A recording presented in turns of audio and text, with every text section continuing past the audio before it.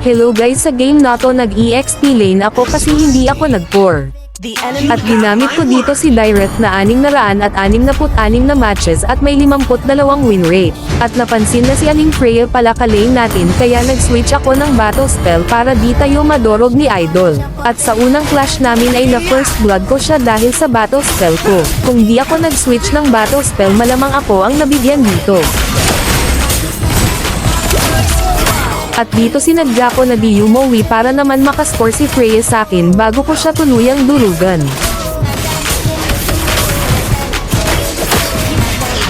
Dito habang nag-push ako nagtawag na pala ng mga kakampi si Aling Freya, buti na lang naka-sidestep ako. At kinilip pa talaga ni Manong Tigrel na iset ako, akala siguro porket marami sila kaya na nila ako. Di nila alam na ang gwapo ko. At dito napilitan na lang na pumalag si Aling Freya at ayon pinauwi ko muna para magdala ng maraming kakampi. At dito napansin ko na nag-clear ng minions, ang minions ay mali si Freya pala kaya pinauwi ko na lang. At dito nakita ko si Lance Bayot na nagpa-farm kaya bigyan natin ka kahit pumasok ka pa sa tower mo hindi ka makakaligtas sa poging katulad ko. Wala akong kaalam-alam na inabangan pala ako ng minions dito na bigla na lang naglaho at napapaisip na lang ako na cheater siguro ang minions nato. At dito ginamit na ni Freya ang kanyang 1 million IQ para lang makatakas. At sa kasamaang palad di pa rin umubra kasi gwapo talaga ako.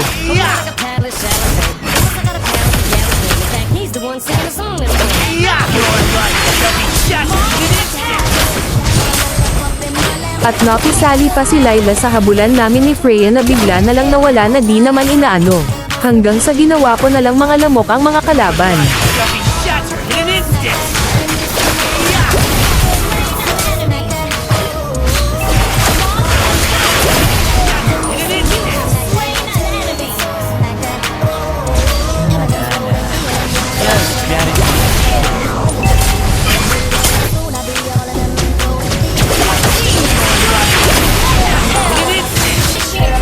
Dito sinadya ko na magpaset kay Manong Tigrel para makalapit ako kay Lance at ma-double kill ko sila, diba nag-uumapaw ang IQ ko kasi gwapo ako.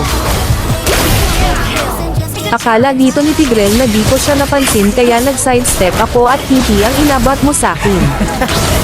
At dito ginamit ni Layla ang kanyang super 1 million IQ para lang mabigyan ako. Pero di pa rin yan sapat para talunin nyo ang poging katulad ko.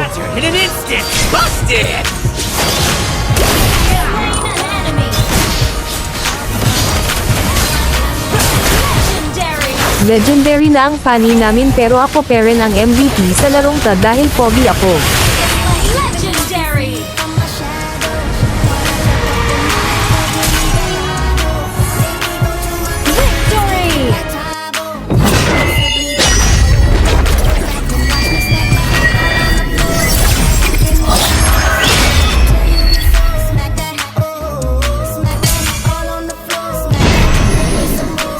O diba basta mga pogi MVP, hanggang sa muli pa, support naman sa mumunting channel ko, salamat.